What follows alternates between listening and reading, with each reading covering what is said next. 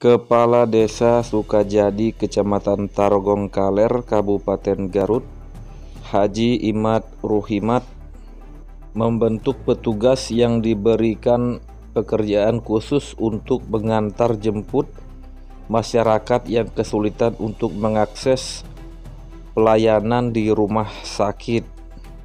Pasalnya, selama ini banyak kasus di mana masyarakat miskin sulit untuk mengakses pelayanan di rumah sakit, kendati mereka sudah memiliki Kartu Indonesia Sehat atau KIS. Kendala yang kerap dihadapi oleh masyarakat miskin tersebut adalah dalam hal ongkos menuju rumah sakit dan biaya selama menunggu di rumah sakit.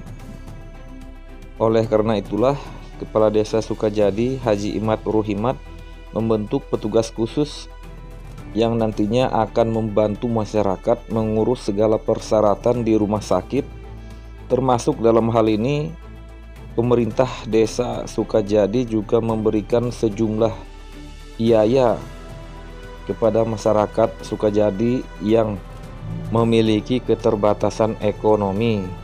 Bantuan itu semua menurut Haji Imad diberikan oleh desa melalui anggaran PADES atau pendapatan asli desa. Dengan demikian, pengeluaran tersebut tidak akan mengganggu anggaran dana desa yang selama ini digunakan untuk pembangunan infrastruktur dan lain-lain. Selama ini pemerintah Desa Sukajadi sendiri sudah banyak membantu masyarakat yang kesulitan dalam ekonomi untuk mendapatkan akses pelayanan di rumah sakit.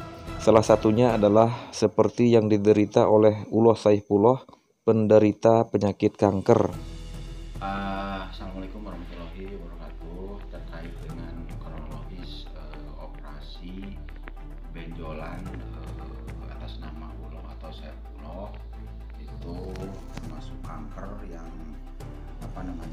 sebesar ya cukup gede lah, karena kanker tersebut mengganggu di kehidupannya. Tapi saudara Uloh, warga saya, warga RW 08 RT 01, awalnya begini. Saya kan di desa biasa suka ada kunjungan di pengajian bulanan.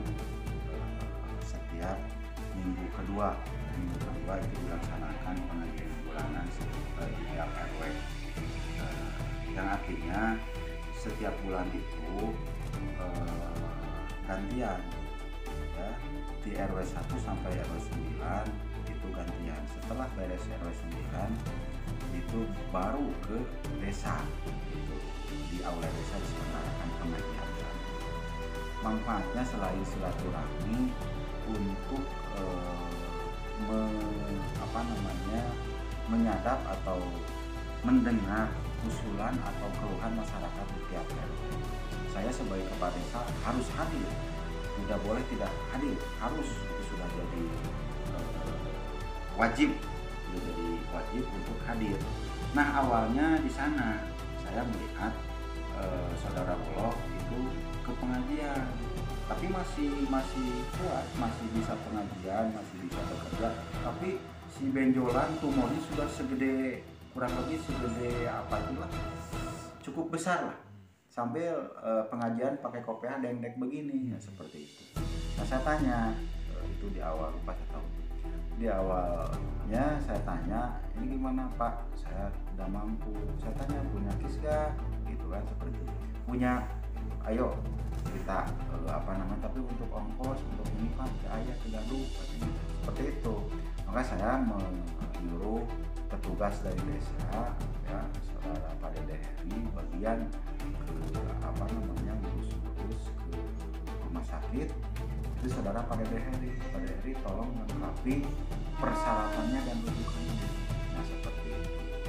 Itu di tahun 2020 ya, di awal 2019 akhir lah, seperti itu. Nah, itu ke sana, ke Hasan Sadikin, setelah itu rujukannya beres, seperti itu. Ke sana saya antar, ya, ternyata ada jadwal juga, dan tes satu darah dan lain sebagainya. Kronologis seperti itu.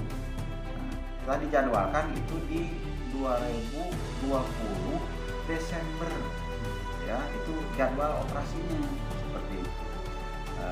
Di Desember itu saya antar anak pakai mobil maskara juga, karena mobil ini ada mobil maskara.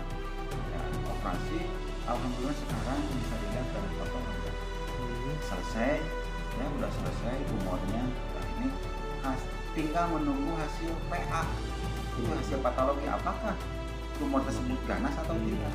Tapi melihat fisiknya itu sudah sehat.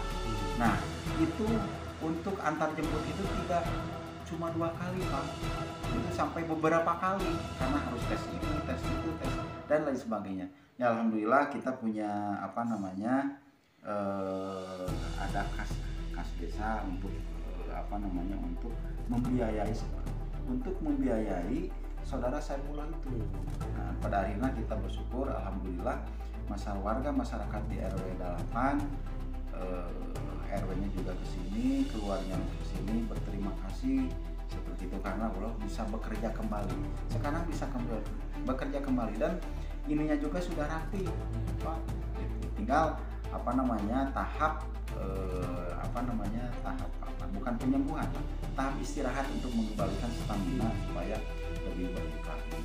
Itu mungkin kronologis saudara Allah, dan ditanggulangi oleh desa dengan ada perangkat desa yang khusus untuk mengantar jemput dan mengurus persyaratan itu.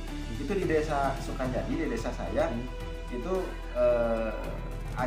ada petugas untuk mengurus hal itu. Jadi tidak ada masyarakat yang yang mengeluh karena tidak bisa ke rumah sakit. Alhamdulillah seperti itu. Desa mungkin siap memfasilitasi siapa aja warga yang membutuhkan khususnya untuk berobat. Ya. Nah, terkait dengan hal itu ya, saya dari menjabat periode pertama itu saya kepala desa. Yang kedua dan yang ketiga itu sudah ada tupoksi masing-masing. Ada saudara kadus pada daerah itu mengurus hal itu.